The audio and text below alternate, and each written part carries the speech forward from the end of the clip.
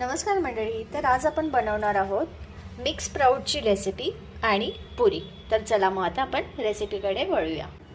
आज मी तुम्हाला मिक्स कडधान्याची भाजी दाखवणार आहे आणि ती पण एकदम झटपट बनणारी अशी रेसिपी आहे। आता मी ते मिक्स कडधान्यासोबत टोमॅटो घेतला एक कापून आणि कांदा अशा पद्धतीने कापून घेतला। आता मी या कडधान्यामध्ये हा टोमॅटो टाकून घेणार आहे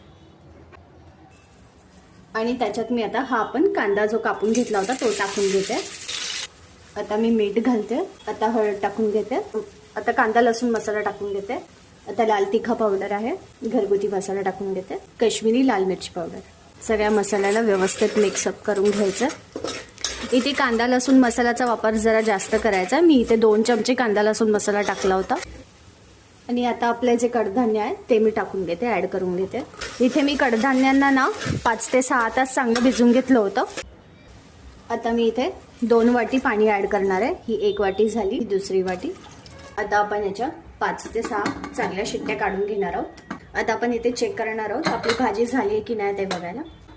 तर इथे रेडी आहे आपली भाजी। आता मी नंतर ह्याच्यामध्ये एक बटाटा सुद्धा कापून टाकलेला आणि परत त्याचे 2 शिट्ट्या काढलेल्या कुकरच्या। आता आपण शेवटी कोथिंबीर टाकणार आहोत आणि चांगलं मिक्स करून घेणार आहे। इथे आपली भाजी रेडी आहे। आता आपण सर्व करायला घेऊया। 2 वाटी गव्हाचं पीठ घेते, 1 वाटी झाली आणि ही दुसरी वाटी गव्हाची। मीठ टाकून घेते आणि थोडं पाणी टाकून घेते। आता चांगलं मिक्स करून घेऊया। ही लक्षात ठेवा, जेव्हा आपण आता पुरीसाठी पीठ मळून घेतो गव्हाचं, तेव्हा पीठ कडकच असायला पाहिजे, जास्त पातळ नाही असायला पाहिजे, नाहीतर त्यात चांगल्या फुलत नाहीत। म्हणून मी इथे गरजेप्रमाणेच पाणी टाकते। आता मी याला थोडासा तेलाचा हात लावून मळून घेणार आहे। तर तुम्ही इथे बघू शकता मी किती कडक पीठ मळलं आहे। तर आता मी याला 10 मिनिटं साईडला ठेवणार आहे। आता इथे 10 मिनिटं झालेली आहे। मी याला तेलाचा हात लावून परत एकदा मळून घेतला व्यवस्थित। आता याचे आपण गोळे बनवायला घेऊया।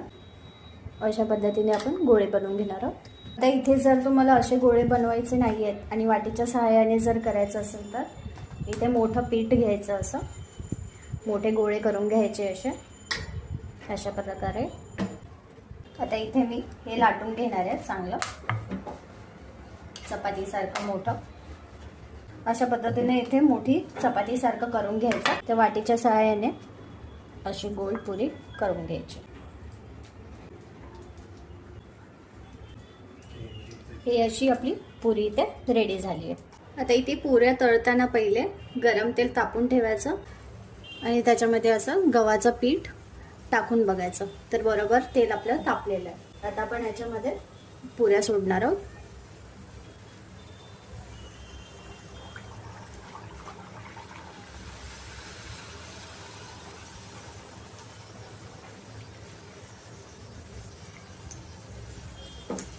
हे बघा आपली पुरी चांगली टम्म फुगली आहे। दुसरी टाकून घेते साइड बाय साइड। चांगली तळून द्यायची आहे पुरी दोन्ही साइडने। पीठ असं आपण जर घट्ट मळलं ना चांगलं तर पुऱ्या चांगल्या फुगतात आणि पातळ मळलं तर मग फुगणार नाहीत व्यवस्थित आणि ते तेल पण शोषून घेतात तेवढंच। आता मी आपली पुरी झाली आहे, हिला काढून घेते साइडला। अशाच प्रकारे मी बाकीच्याही पुऱ्या तळून घेणार आहे। पुरी लाटायला जमली नाही तर हे अशा वाटीच्या सहाय्याने करून बघा, नक्कीच खूप छान होतात आणि दिसायलाही खूप नाजूक दिसतात छोट्याशा। तर इथे आपली डिनरसाठीची डिश रेडी आहे। तुम्हाला जर माझी रेसिपी आवडली असेल तर प्लीज माझ्या चॅनलला लाईक, शेअर अँड सबस्क्राईब करायला विसरू नका।